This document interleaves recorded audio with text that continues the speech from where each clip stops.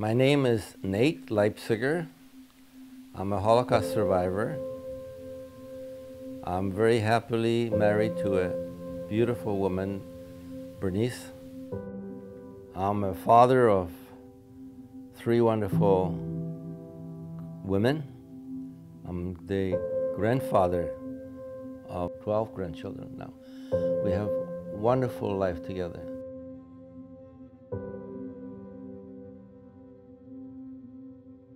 Growing up in a family that has 2 types of roots. One, my father's family was very religious and was Orthodox Jewish, and my mother's family was assimilated, and my mother's sisters were part of what they considered themselves as Polish intelligentsia.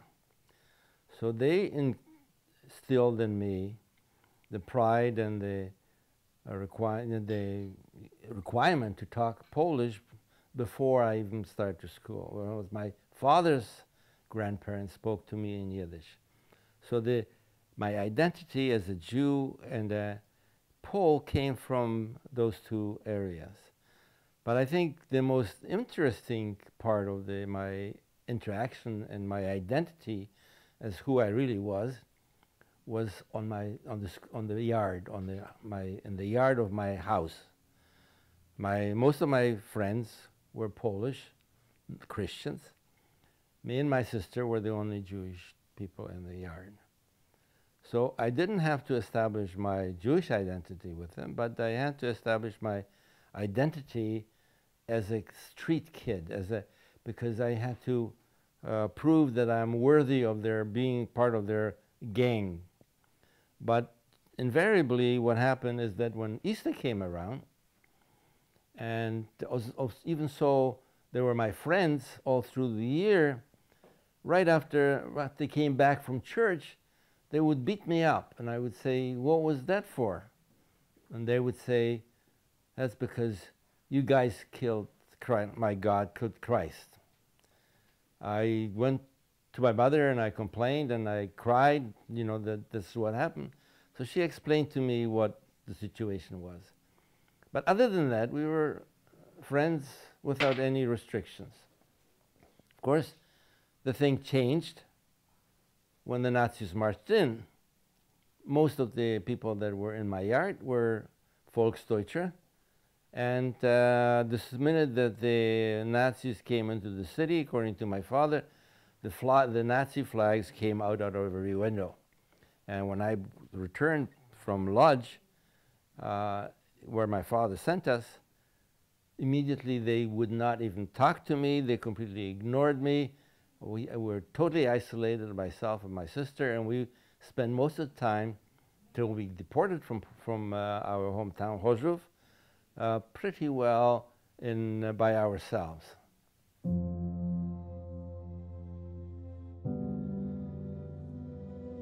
Life resumed was still part of annexed Poland, Germany.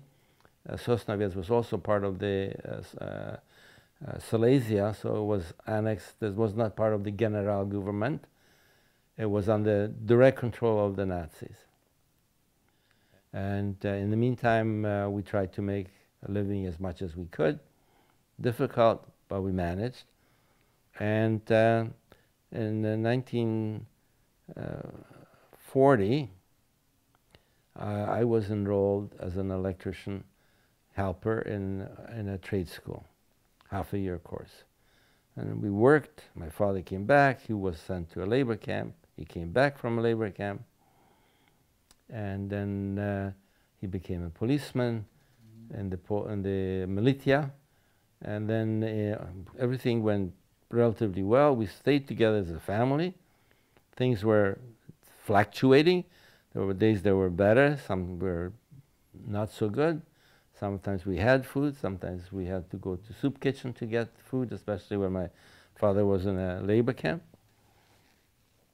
And then it came to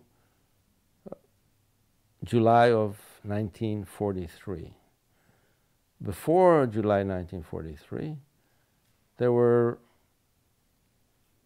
occasional deportations where we were asked to come together to one park, and then we would be examined as to our papers, who we worked for, and the people who had the appropriate paper and worked for the approved German industry were let go. The other people were retained. So there was the first deportation occurred in 1942, in the early summer of 42. And we were very much disturbed because the people that they were sending out were old people and very young children. And the Judenrat, the Jewish community, assured us that they're going to be deported to a place in the east and that they will have a better life there than they're having now. They'll have jobs, they'll have more food and better lodging. I think it was June, the end of June, and it was Saturday night. My sister went to a party, and she came home in the middle of the night and said, something is happening, because we had sentries stationed on the roof to see. We could see from our ghetto, we could see the Nazi headquarters, which was between our ghetto and the town of Sosnowiec. So suddenly the police station got all lit up in the middle of the night, so we knew that there's going to be a raid. We didn't know whether there was a total raid or whether they just came to take 2,000 to 4,000 to 6,000 people, which that was their modus operandi before. And so we hid, and they didn't find us. And then they went away. They hid again. We hid again. This time they found us. Because they found us hiding, they would not allow us to take anything with us, and we had to go the way we stood. And then we walked down the street to the railroad station, which was in Benjin, the next sister city, and we were walking with the children and everybody, whoever they caught, and we were surrounded on both sides by civilian Poles who saw how we were being deported. And many people were crying that they saw, they knew what was happening. And they cried seeing us leave. Young kids, other people jeering us. Precz Żydami, away with the Jews. Scene at the train was terrible, because the mothers and children were sitting on the concrete floor, and children were crying, and they were being lost, and the mothers were looking for the kids. Terrible scene.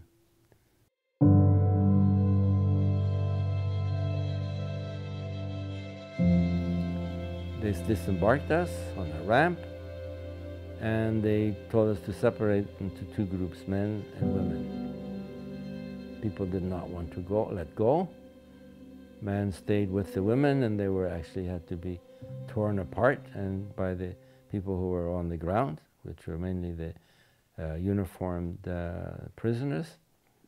And I was standing with my mother and my sister when my father came over to me. He says, "You come with me, and he took me with the line up to the man. And there was still a huge bedlam on the crying and screaming and yelling and calling. And suddenly it became quiet when the Nazis started doing the selection. So my father was selected to his left, and I was selected to my right. And then I was standing in a new column with my uncle, my boyfriends, other people who were sent in this direction. And I saw that my mother and my sister were standing among the selected people that were young people. My father was with the young people, and he was lining up people, which I found later what happened. But I was thinking of these thoughts, and I thought that I will remain wherever I was being deported to. And my parents, my father, my mother, and my sister would be going to a labor camp. I was not worried about my life. When suddenly I heard a soldier, my father called my name, and the soldier, my father, was standing in front of the lineup, and they were calling for me. And my father introduced me to the soldier, saying, "This is my son, he's 17 years old, and he is an electrician," which was true. But I was 15 years old. So he talked to me a few minutes in German. I spoke perfect German. And then he said, "Okay, take him." So I went from one lineup to the other lineup. Didn't know where either of the lineup go. And a few minutes later, we went into a barracks. We were told to give up all our possessions, whatever we had, rings, watches, whatever. And then we were disrobed. Our clothes were taken away. We were disinfected. Our number was put on our arm. And then we got a lecture from one of the capos, one of the prisoners, that this is a concentration camp, not a summer camp. You're going to do as you've told, or in 4 months, you're going to be joining. You have four months to live, maximum. If you survive the 4 months, you may end up to being processed where your parents and your sisters and brothers are being processed now by gassing. He used the word gassing. That was the first time that I heard the words that people are being murdered by gassing. I didn't want to, I couldn't believe that. So I looked at my father, and he sort of nodded, saying, "You better believe it." My father wanted to let my mother know that I'm alive. When she saw me last, she saw me standing in the line that went to the gas chamber. So he wanted her to know that I'm alive in order for her to give her more encouragement to stay alive. So he went to work, and when the evening came on, he did not come back. And I was standing in the camp yard, looking towards the gas chambers and the crematoria on the back, and the flames were shooting out of the chimney. And I remember, as if it would happen yesterday, that I was thinking that my father's soul must be going up with these sparks and flames. I thought that I lost him. The important of these was to have hope. Hope that you're going to survive. If you didn't have hope that you survive, you wouldn't have the strength to get up in the morning to go to work. The only thing that made you get up from the bunk, your body was hurting, you were hungry, you had no energy, and you had to force yourself to get up out of your bed, because otherwise the capo would beat you to death in your bunk. So only thing that made you get up was the hope that you're going to survive. We were sitting in front of the barracks, and we saw train after train load coming in, people being marched to the gas chamber, people taken by truck to the gas chamber. We knew what was happening. They did not. We were sitting there crying and praying to God and begging God to save us. And we asking God, how come it's happening? And I was asking my father, how come this is happening? Where's the world? How come the world does not react? His answer was, the world does not know. The world does not know, otherwise they would intervene. He was wrong. So my next question was that eventually they're going to find me. And if they do, what are we going to do? Going to lie down and let the couple beat us to death, or the dog tear us apart? And that's when he said, no, we're going to go up and defy them, because the only thing that we have is our life. We can only defy them with our life, the way we behave before they kill us.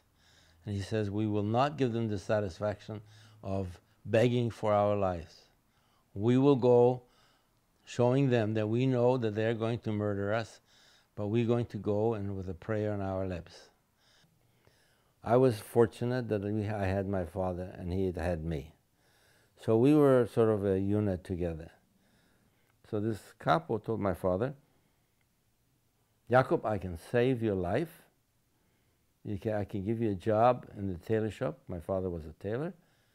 And you can survive. I said, my father says, but I have a son who is 15 years old. He's in the Durchgangslager, in the transition camp.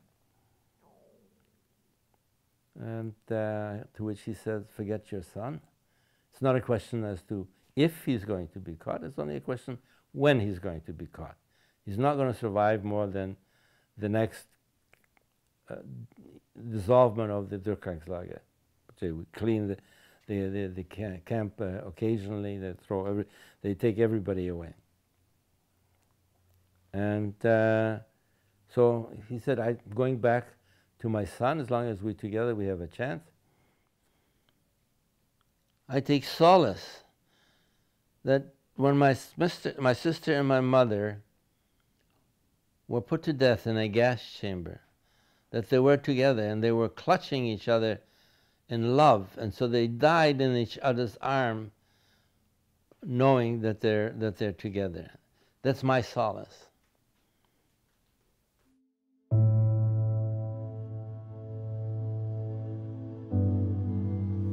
That's not a fair question.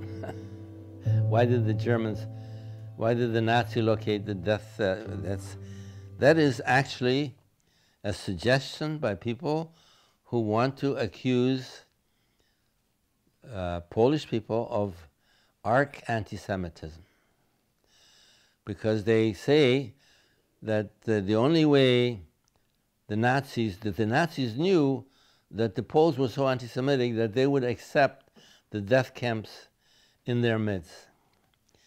Very wrong ideas. First of all, the Nazis did not ask the Poles, because there's no Polish government in Poland, at the occupied Poland. They did not care what the Poles thought. The main reason why they did it in Poland is because that's where the Jews were. And it was very surprising that in the middle of the 20th century, Nazi Germany, forget about Nazi, Germany, who were at that time the highest scientifically developed nation, the highest musically and culturally developed nation, hired architects and engineers to create a facility for no other purpose but to murder human beings. It's never done before. Never in the history of mankind has it been done before. This was done by the Nazi mentality. This is the inhumane and the terrible thing that happened, is the fact that they created machinery that was running by itself almost, only with the help of a few cogs, which is the guards and the people who were doing the selection and collecting the people from the... These people were all instrumental in the destruction of the Jewish people. And they were willingly doing that. They could have said no, but they were willingly to do it. What reason? Maybe they didn't want to go to the front. It was a cushy job. They could line their own pockets by taking bribes, by taking stuff from people. Whatever it was, they did it for their own interest, and therefore they are guilty for the crime that was committed in their name, by them, by their... so today, when we have trials in Germany, that are making the guards as accessories to murder, it is very appropriate. And the interesting thing is that it took them 70 years to arrive at the situation that they figured out, that the judiciary found out that these guys are accessories, that without these accessories, the system wouldn't work. Just like the driver of a getaway car that is committing a robbery is an integral part of the robbery. If he wasn't there, the robbery couldn't take place. But he, in our jurisprudence, we all know that the driver of the getaway car is an accessory to the robbery. And if there's a murder, he's accessory to the murder. So this principle is being applied to the German guards 70 years later. I feel that we've been victimized, but I do not feel that we were victimized by God. I feel we were victims because of free will. Man has free will. He can do good or he can do bad. In the instance of the Nazis and other situations in the world, bad men do bad things to good people. And it has nothing to do with God. I don't think that God, in his wisdom or his power, would want to interfere and deprive human beings of their willpower. Somebody asked me just recently if God had anything to do with the Holocaust. I said, no, that would be, because then would mean that the Nazis were an instrument in God's hand. If they were an instrument in God's hand, how can we hold them guilty? We can't hold them guilty for something that they did at the instruction. They only said, I follow the orders from God. Well, I will not allow them, I would not give them the satisfaction of saying that. I think they did what they did outside of God. God had nothing to do with it. Elie Wiesel, a very good world writer, asked the question. He says, where was God? And he says, don't ask where was God, ask where was man. And that's what I'm going by. I'm saying that man is responsible for what man is doing to man. Nobody in Germany was forced to become a member of the Nazi Party. They volunteered. And therefore, after the war, I felt that all of those people who voluntarily joined the Nazi Party, whether they actively participated in the murder of millions of people or not, were responsible or actually guilty of that crime by the fact that they joined the party and they became accessories to whatever happened. I do not hold German people today guilty for the crime of their grandfathers or their fathers, but I hold them responsible as a nation for what happened.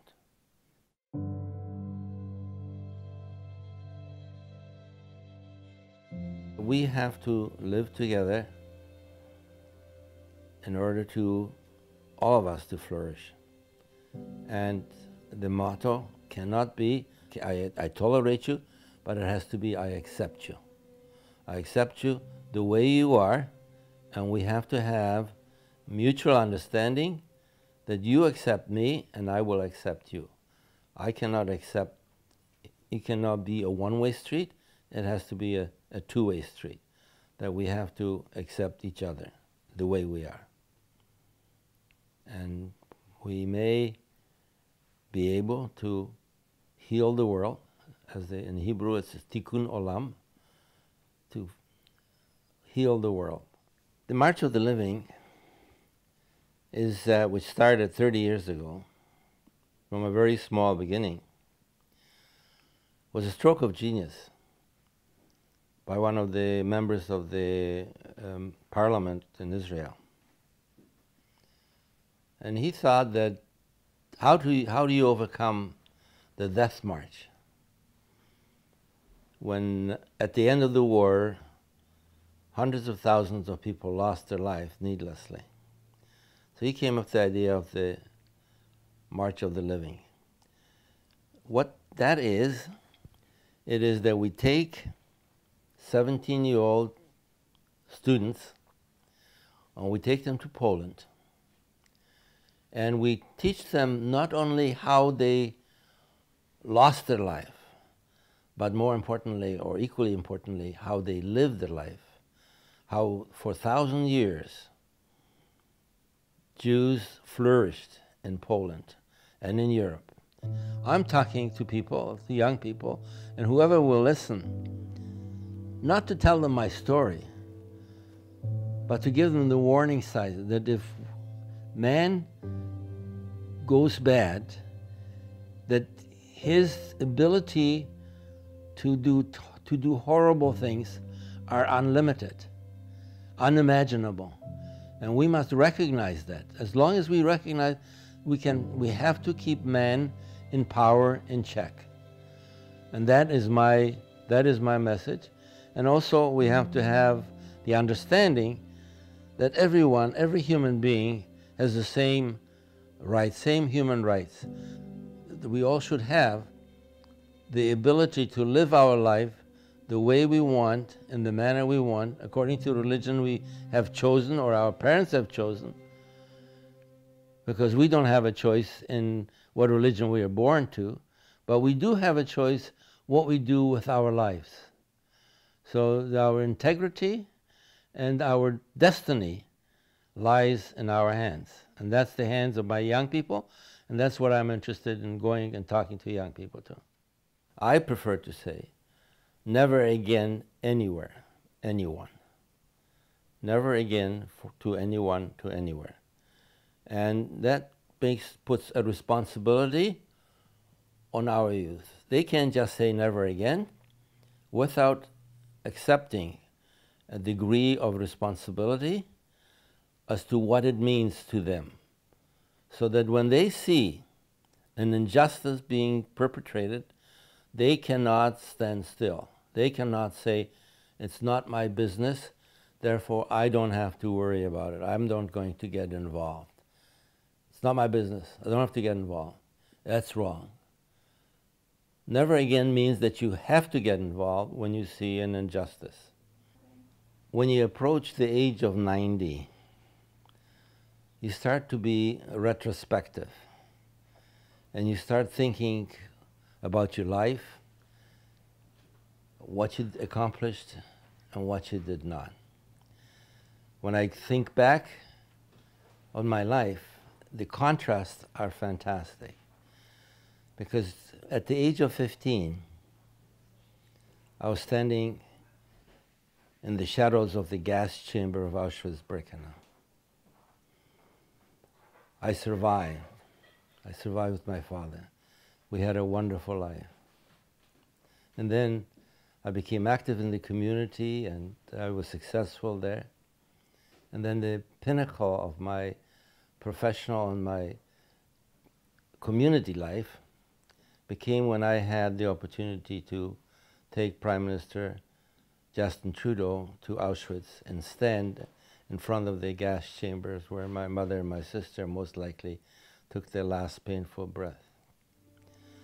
But as a sum total of the life, you have to ask yourself, what is your accomplishment? This is when I look at my family. I have 3 beautiful daughters, 3 wonderful son-in-laws, and 9 fantastic grandchildren who are now, 3 of whom are now married. So we have 12 grandchildren now. We have wonderful life together. And we get together for Shabbat. And we sing together the prayers. And we break bread together. And we work together with family and friends. That is the pinnacle of my life. That is my victory over what Hitler wanted to do.